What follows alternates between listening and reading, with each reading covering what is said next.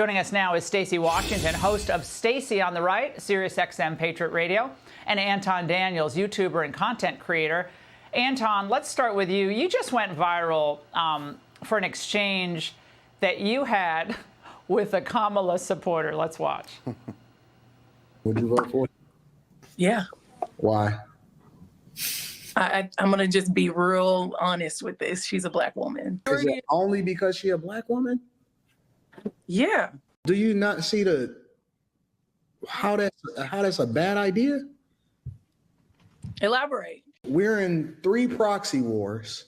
She failed at the border. She has no policy, no record to stand on. Okay, Anton, first of all, I think I forwarded that to 20 of my friends. That was such an awesome takedown. But tell us about that, because I saw some of the other participants like nervously drinking their Coke or whatever they were drinking. But tell us about your interactions with people who happen to be African American who instinctively seem to go for Kamala because it's the right thing to do. Absolutely. I think it's unfortunate because the majority of my interactions is me being looked at as the bad guy, because ultimately they think that I'm supposed to be on code, even though I know and they know that it's not in our best interest, in my family's best interest, in the country's best interest. And when we continue to play identity politics, the thing that they usually refer to is our previous history in electing people in office that ultimately even they will concede that they didn't have our best interests at heart. And so when I'm interacting with these people, often at times it's very difficult for them to step outside of being on code in order to do the thing that's even in their best interest. So I'm often looked at as a bad guy, but in reality, they know I'm telling the truth, and that's why it's so difficult for them to be able to convey and then debate what it is that I'm telling them, because they already know what the truth is. They're not unfamiliar with what it is that they experienced over the last 3.5 years. They're suffering, they don't have jobs, they have lower wages, they can't pay their bills.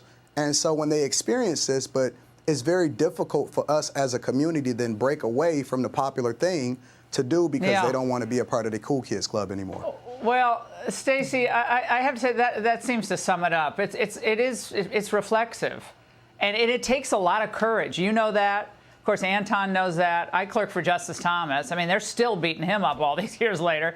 So it's a tough place to be, but it's factually the right place to be. So, Stacey, how do you handle this? And by the way, Kamala Harris behind in Georgia in the swing state poll average, I think by 4 points, 5 points, 6 points. So she's speaking in Atlanta, lots of Kamala signs behind her. One white dude behind her, I see him. Stacey, thoughts on this? You know, Laura, I think Anton hit the nail on the head. This is about policy, and no one, I don't care who you are, if you're a white woman, a black woman, it doesn't matter what your skin is. What matters is, how do these policies impact you? How does the policy of open borders and giving jobs to foreigners instead of Americans impact your bottom line? How does the double-digit inflation, which stacks up month after month is cumulative, impact your bottom line? Can you still save money? Can you take a vacation? Can you buy that home? Can you upgrade? Can you move out of an apartment into a house? These are very real impacts. Anton described them well. And I think when I find people that only want me to address my life as if I get up every morning and say, what am I going to do today because I'm black? They don't understand me. I'm a human being. I'm a mom. I'm a wife. I'm just somebody's mom on the radio. I'm just somebody's mom on Laura Ingraham tonight for the first time. Thank you. But I'm sitting here listening to Anton. He makes sense. And what makes sense to me is what the policy is, you know? Well, okay, these are facts, okay? And into the image making of Kamala, even the New York Times today, and forgive me for not having the direct quote, but the New York Times today had to write a piece about Kamala's biographical transformation. And there was a piece about how her father, who's of Jamaican descent, he was a Marxist economist at Stanford, socialist Marxist economist at Stanford. He's still alive. Very controversial, but he's a tenured professor at Stanford University. That she never really talked much about him, that he's kind of a footnote in her biography. But then she leans into it, Anton, and President Trump spoke about this with me. She leans into it, I guess, for her political benefit. Absolutely. And I think that identity politics is the play.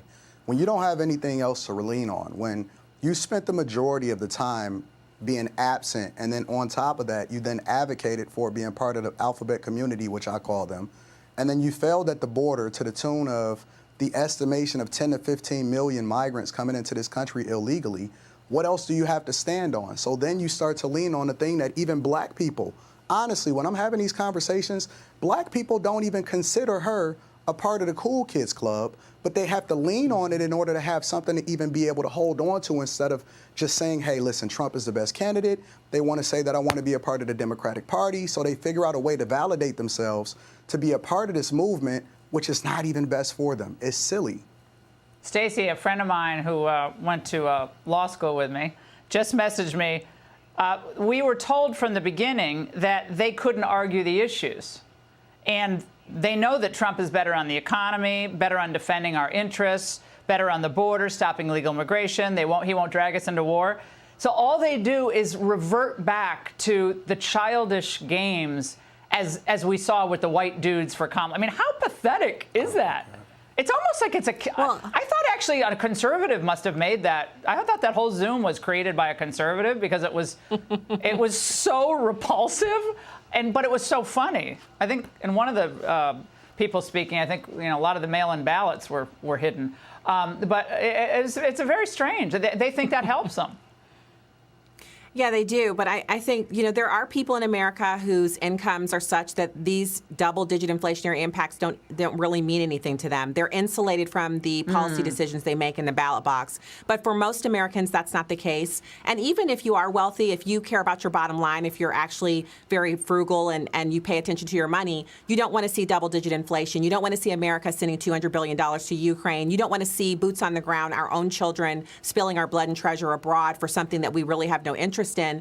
And you really want to see some cogent domestic policy that prioritizes some of our very serious issues that we had, even coming out of the pandemic: homelessness, mental health crisis, health care. There are some things we need to do. I know, but Stacey, you're dealing in the realm of facts.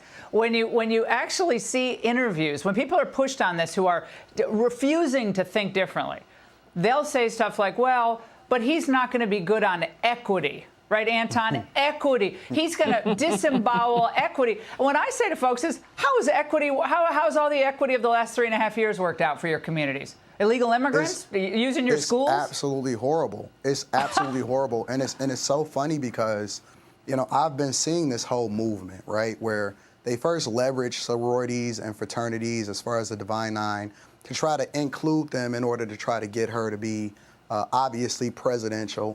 I don't think that it's working because everybody that's in my community and the people that I speak with, especially black men, are even disappointed in white men in that why would you then follow white women who are extreme feminists and then let them follow black women in order to try to be a part of this cool kids club? Oh my God. When you can't stand on policy and you can't stand on real things that's going to help everyday Americans, especially those that are in these Democratic hellholes that are suffering the most. It's insane.